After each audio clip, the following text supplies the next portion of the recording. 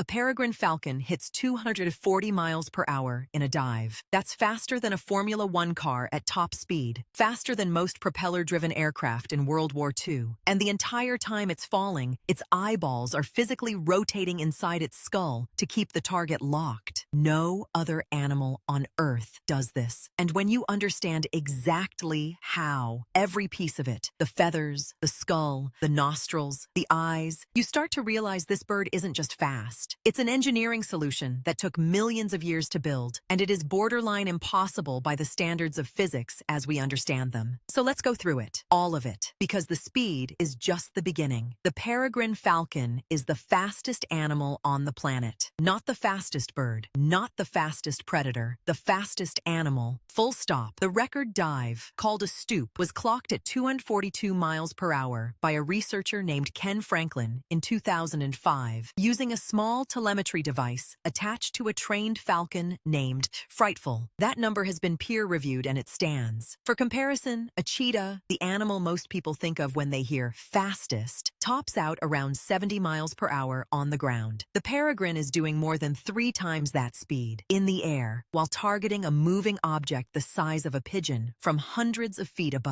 us. The cheetah runs in a straight line across flat ground. The falcon is doing ballistic trigonometry in real time. But here's what most people don't know. The dive itself is only part of the equation. The harder problem isn't reaching that speed, it's surviving it. At 240 miles per hour, the aerodynamic forces on a bird-sized body are extraordinary. The air pressure alone, hitting an open nostril at that velocity, would rupture the air sacs in the lungs. So the peregrine evolved small, bony tubercles, tiny cone-shaped projections inside each nostril. These redirect the airflow, controlling the pressure entering the respiratory system. Engineers at de Havilland studied this exact structure in the 1940s when designing jet engine air intakes. They were solving the same problem. How do you let air in without destroying what's behind it? A bird figured it out tens of millions of years earlier. Now, let's talk about what's happening inside that skull during the dive. The peregrine has a visual acuity roughly 2.5 times sharper than a human with perfect vision. It can detect prey from over a mile away. But here's the problem. Its eyes are so large relative to its skull that they are nearly immobile. A peregrine cannot roll its eyes the way you can. The eyeball barely moves. So how does it track a fast-moving target during a 240-mile-per-hour dive where the angle to the prey is constantly shifting? It rotates its entire head in micro-adjustments, yes, but more critically, the fovea, the zone of sharpest focus on the retina, is positioned at an angle. The falcon doesn't stoop straight down at its prey. It follows a logarithmic spiral, a curved flight path that keeps the prey in the zone of maximum visual acuity the entire time. This is not instinct in a vague sense. This is geometry. The bird's brain is computing a spiral intercept course that simultaneously maintains peak visual resolution and minimizes aerodynamic drag. No targeting computer on a modern fighter jet works more elegantly. And here's where it gets even stranger. The peregrine has 2 foveas in each eye. Most animals, including humans, have one. One fovea gives you a single zone of sharp focus. 2 foveas give you 2. One is oriented for forward-facing vision, useful for the dive, for tracking prey ahead. The other is oriented laterally, useful for detecting threats from the side, other predators, other falcons, competition. The bird is running 2 visual channels simultaneously, each at a resolution that would embarrass the best camera optics money can buy. And it's doing this while moving faster than anything else alive. Let's talk about the feathers, because the aerodynamics here are not accidental. The peregrine's wing shape in a full stoop is a swept-back sickle, the same general geometry as a supersonic aircraft. The feathers lock together under aerodynamic load, the leading edges of the primaries creating a surface so clean that the turbulence boundary is minimized. Researchers at the University of Groningen used high-speed wind tunnel analysis to map the airflow over a peregrine's body during a simulated dive. What they found was that the bird's body, particularly the arrangement of the covert feathers over the wing, actively manages boundary layer separation. This is an engineering concept. It's the difference between laminar flow and turbulent flow, and it determines,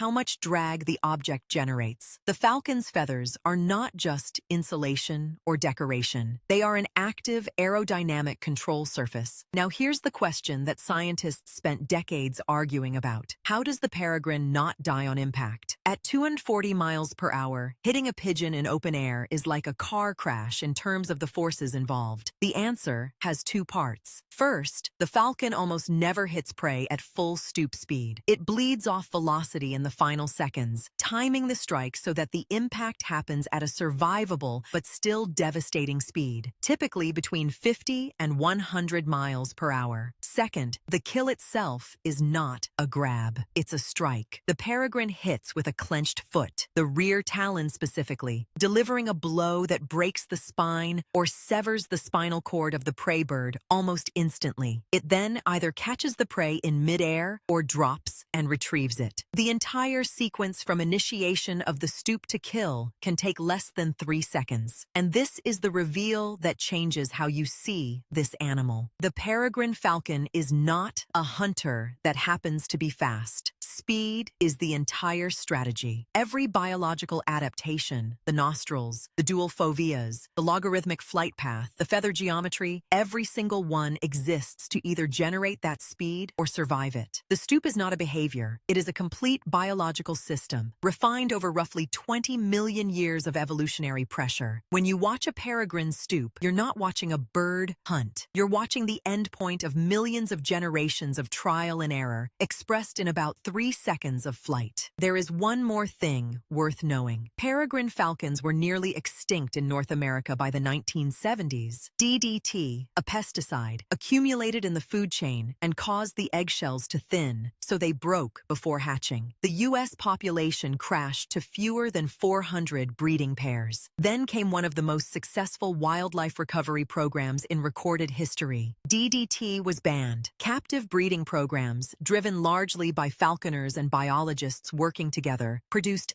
thousands of birds. They were released from skyscraper ledges in cities, which turned out to be perfect peregrine habitat, high cliffs with abundant pigeon prey. Today, there are over 2,000 breeding pairs in the U.S. alone. The fastest animal on Earth now hunts over Manhattan, Chicago, and Los Angeles. It nearly vanished. It came back, and it does it all at 240 miles per hour. So go back to that opening line. A peregrine falcon hits 240 miles per hour in a dive, and its eyeballs physically rotate to track the target. You know now that the eyeballs rotating is the least astonishing part. The spiral, the two foveas, the nostril geometry that aerospace engineers reverse engineered, the fact that it nearly disappeared from the planet within living memory and is now hunting pigeons off the side of your office building. That's the animal. Drop a comment telling me which fact hit hardest. I genuinely want to know which one broke your brain. And if you want the next one to be about an animal that makes the peregrine look ordinary, tell me that too.